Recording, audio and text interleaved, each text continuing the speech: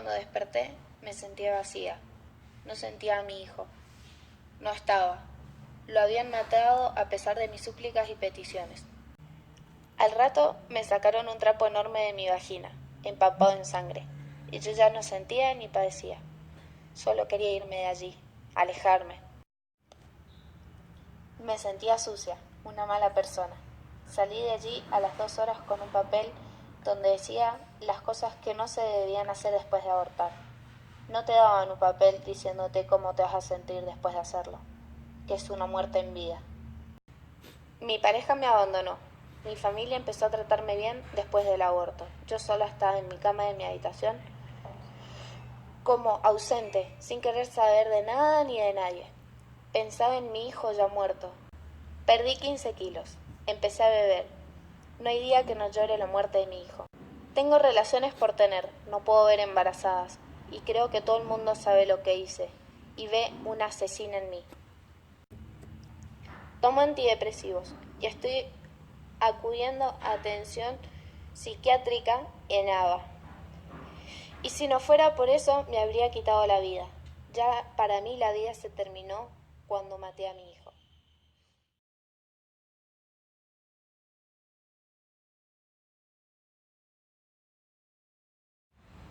Buenas tardes, hoy vamos a hablar sobre un tema que en este momento es tendencia mundial y ya no muy tabú. Muchos de ustedes se preguntarán ¿qué es el aborto? Nosotros entendemos por aborto a toda expulsión del feto en el periodo en el que éste no puede sobrevivir fuera del útero. En otras palabras, cuando la mujer decide eliminar al feto de su organismo por X razones. Por ejemplo, cuando la madre es muy joven o no tiene suficientes recursos para criar un hijo, por desprecio social o por no querer quemar etapas, o sea, vivir tu adolescencia al máximo y no ser madre temprana. Eso y entre otras razones.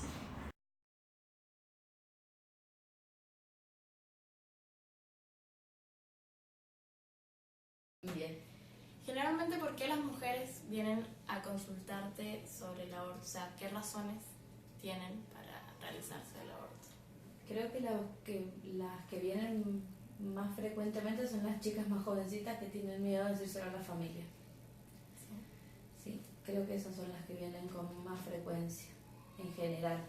Son las chicas de 15 o 14 añitos que no saben qué hacer. Dentro del organismo de la mujer, físicamente, ¿cómo la afecta a ella? ¿El aborto? Cuando se hace un aborto clandestino, decimos. Sí. Principalmente el mayor riesgo que tienen es el riesgo de infección. Y la infección uterina es muy grave porque produce un síndrome que se llama síndrome de Mondon, que es un síndrome multiorgánico que produce afectación no solamente local en el útero, con el riesgo de que termine en una esterectomía y pierda el útero y los ovarios, sino que también afecta el hígado, los riñones y el cerebro, produciendo una falla multiorgánica. La infección. La infección y en algunos casos la muerte. Es muy frecuente. ¿Y cuál es su opinión personal sobre este tema, sobre el aborto? Yo personalmente estoy en contra del aborto, pero sí creo que debería ser legalizado porque creo que las personas son las que tienen que elegir, no nosotros. Y en donde yo trabajo, por lo menos hemos tenido muchos pacientes que han fallecido por haberse hecho un aborto clandestino. Entonces hubiera preferido que se lo hubieran podido hacer legalmente y no hubieran tenido esa complicación.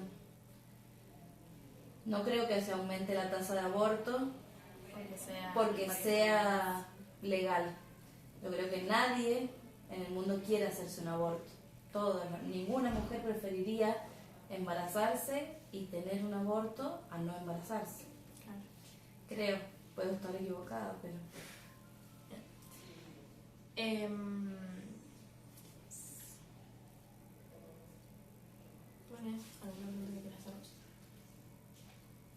¿Existen otras formas de abortar sin que sea tras una operación? O sea, por ejemplo, con pastillas, cosas así. Sí, existe. Y en el hospital, por supuesto que no las damos, ¿no? Eso no está de más aclararlo. Claro. Pero sí, en algunas farmacias, hace más o menos un año se vendía ilegalmente. Algunas farmacias cerca del hospital la vendían. Entonces las pacientes venían y se habían hecho esa medicación. Esa medicación en realidad es buena porque como se coloca por fuera, no es ningún método invasivo, no tenía tanto riesgo de infección. Como se usaba para los abortos clandestinos, se limitó su uso a la parte asistencial hospitalaria. Entonces no se consigue más directamente en las farmacias. Entonces ahí nos empezaron a caer las chicas que se habían hecho los abortos con sonda, con agujas, con perejil y todo eso, que esas son las que se infectan y se mueren.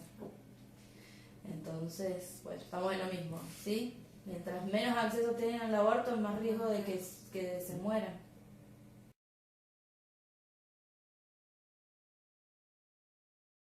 Bueno, ¿qué opina la Iglesia sobre el aborto desde el aspecto religioso? Bien.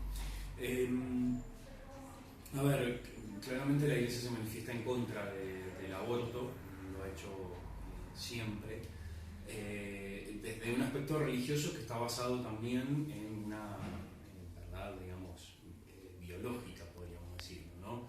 Si bien la Iglesia, su magisterio no tiene que ver con la ciencia, sí entra en diálogo con la ciencia en algunos puntos y a partir de esta verdad científica saca sus conclusiones también en el ámbito de la moral o de la teología moral, ¿no? Lo que la Iglesia sostiene es que desde el momento en que se produce la concepción, ¿no? El espermatozoide y el óvulo se unen, eso produce el inicio de un desarrollo que deviene en lo que somos cada uno de nosotros, ¿no? Y que por lo tanto desde ese momento hay un ser humano y por lo tanto hay una persona humana, ¿no? Que la diferencia entre ese segundo primero en el que se juntan, se unen los gametos, a un niño de 4 o 5 años, la diferencia que hay es una cuestión de evolución y de tiempo, ¿no? Pero existe una línea de continuidad entre ese momento y lo que somos nosotros como personas. Entonces, bueno, lo que postula la Iglesia es poder proteger y defender la vida humana desde ese primer instante. Entonces sería considerado un pecado abortar. Bueno, desde la teología moral, sí, sería considerado un pecado, ¿no? Con los agravantes o los atenuantes que después de la misma teología moral pueda tener cada situación, ¿no?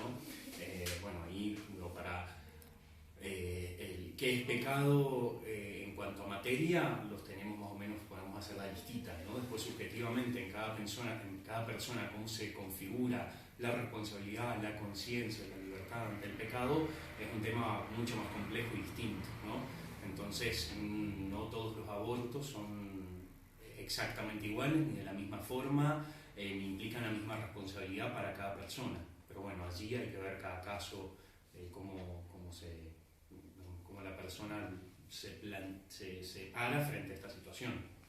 Pero, digamos, en cuanto a materia, si es materia grave, es un pecado.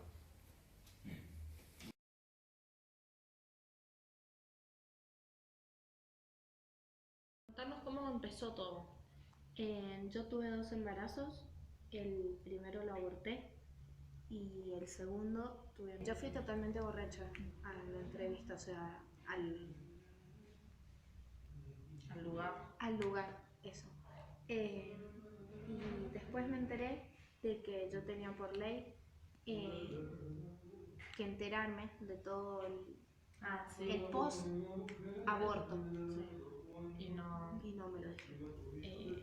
Yo quería tener a mi hijo, pero mi pareja me amenazó de que si no abortaba me iba a dejar. Y yo estaba atada. ¿Cómo estabas atada? O sea, yo estaba atada en el sentido económico y emocional. Yo lo amaba, ¿Estaban solos? O sea, ¿no tenías nadie que te ayudara con el bebé? No. Mi pareja tenía su familia y tenía su apoyo, pero yo estaba sola. Por eso estaba atada a él. Y si me dejaba, no tenía nada, ni a nadie.